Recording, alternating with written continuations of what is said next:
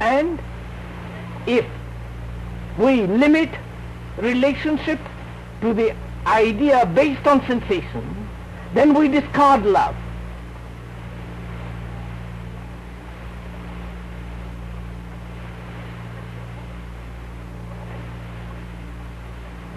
Then we fill our heart with the things of the mind.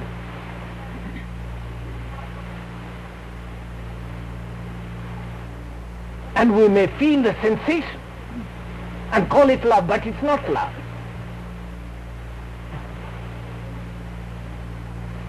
Love is surely something beyond the thought process, which can only be discovered in relationship, through understanding the thought process, not denying the thought process. Being aware of the whole significance of the ways of our mind and our actions in relationship.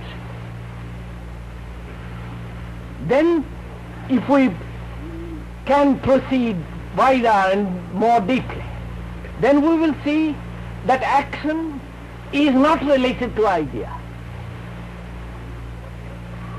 Then action is from moment to moment. And in that, experience is immortality, which is right meditation.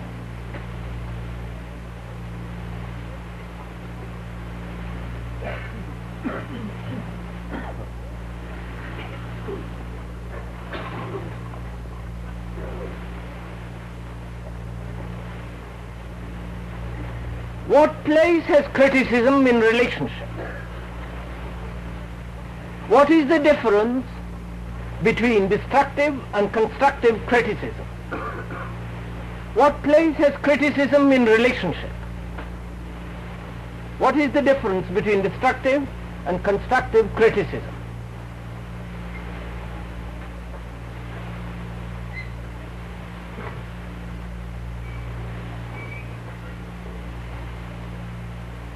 First of all, why do we criticize?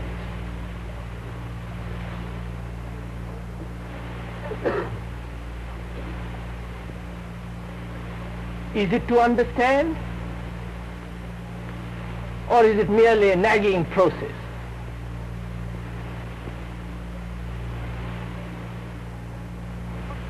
If I criticize you, do I understand you?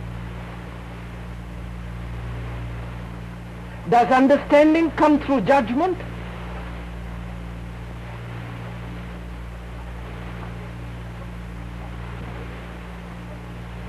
If I want to comprehend, if I want to deeply, not superficially understand the whole significance of my relationship to you, do I begin to criticize you?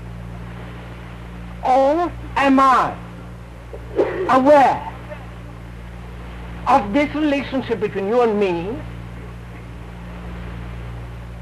silently observing, not projecting my opinions, criticisms, judgments, identifications or condemnations, but silently observing what is happening?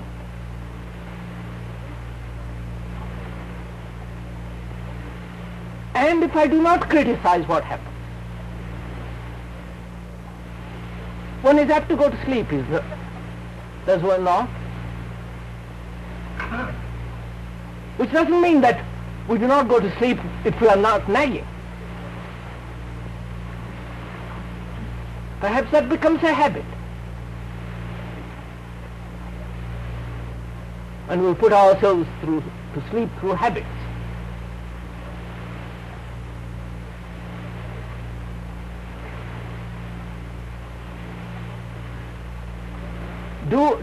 Is there a deeper, wider understanding of relationship through criticism?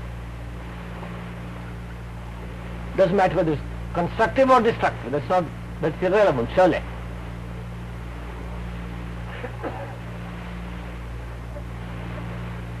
Therefore, the question is, what is the necessary state of mind or of heart that will understand relationship?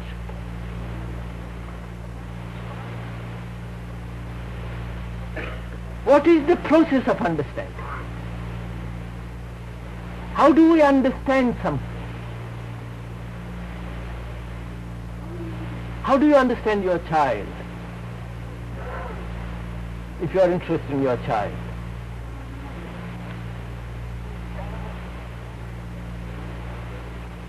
You observe, don't you? You watch him at play. You study him in his different moods. You don't project your opinion onto him. You don't say he should be this or that. You are alertly watchful, aren't you? Passively aware.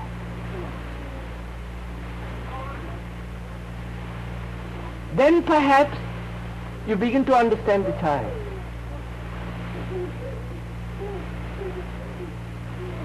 But if you are constantly criticizing,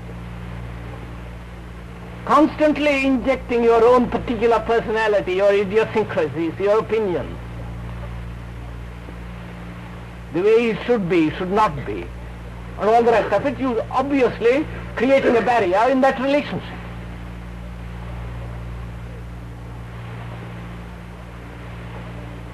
But unfortunately most of us criticize in order to shape, in order to interfere.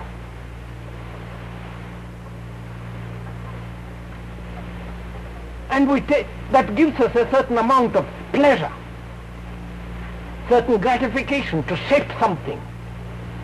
Your relationship with your husband, child, or whatever it be. Then you feel a sense of power in it. You are the boss. And that's in that there is a tremendous gratification.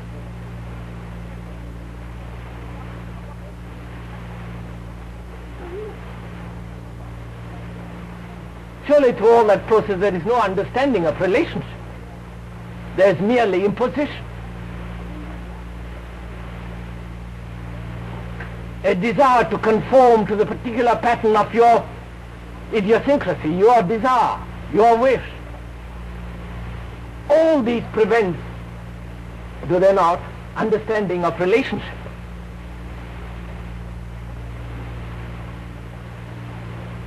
And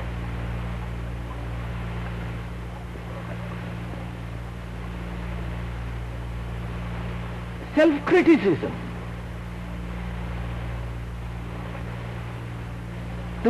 To be critical of oneself. In the sense, to be aware of oneself. To criticize, to condemn, to justify oneself. Does that bring understanding of oneself?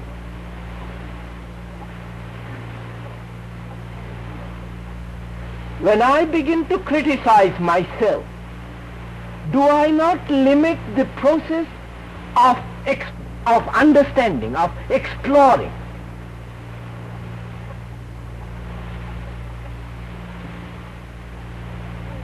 Is introspection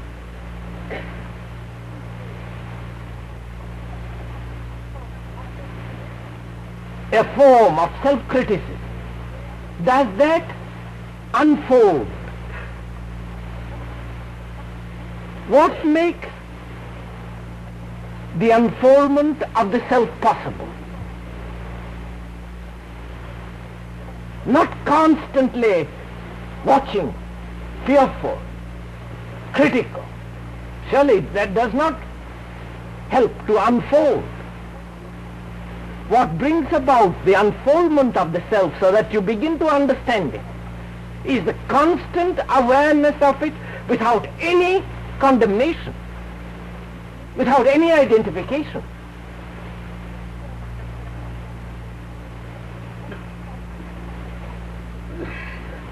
Which means there must be a certain spontaneity. Not constantly watching it, disciplining it, shaping it.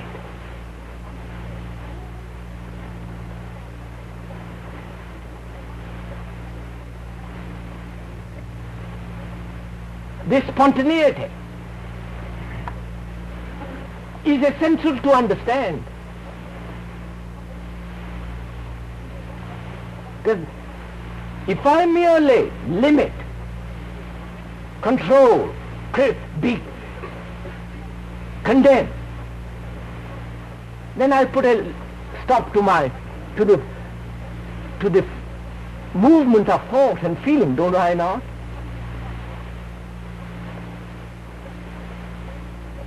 It is only in the movement of thought and feeling I discover, not in mere control.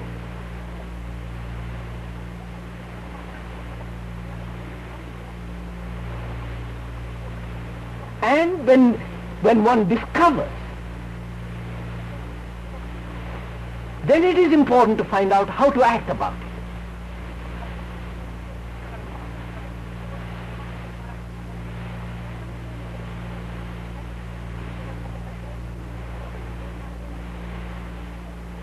Now, if I act according to an idea, according to a standard, according to an ideal,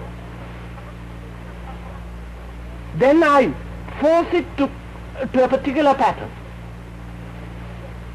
Then in that there is no understanding, there is no transcending. But if I can watch it without any condemnation, without any identification, then it's possible to go beyond it. That's why this whole process of approximating of oneself to an ideal is so utterly wrong.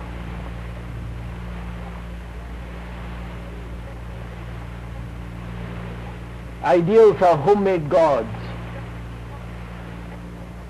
and to conform ourselves to a self-projected image surely is not a release.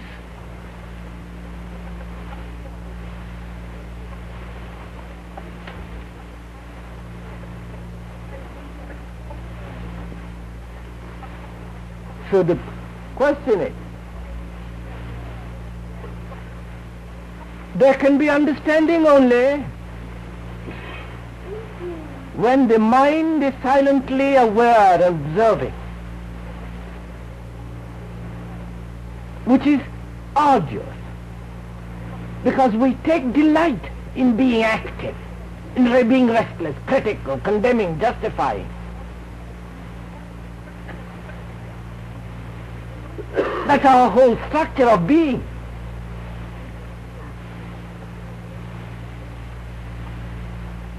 And through the screens of ideas, prejudices, points of view, experiences, memories, we try to understand.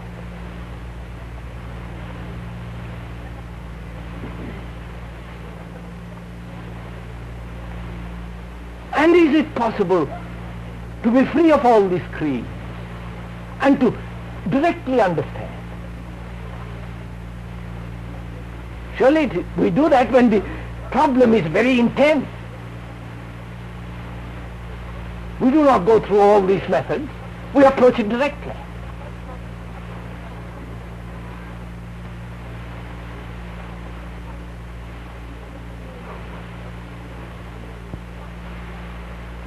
So the understanding of relationship comes into being only when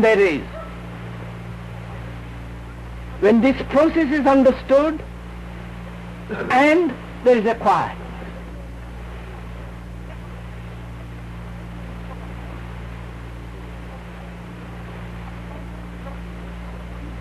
If you are listening to me, trying to understand what I'm trying to convey with not too great an effort, then there's a possibility of understanding each other.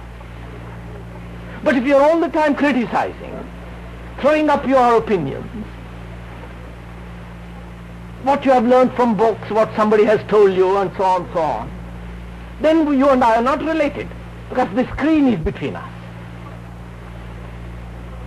But if you are both of us trying to find out the issues of the problem, which lie in the problem itself,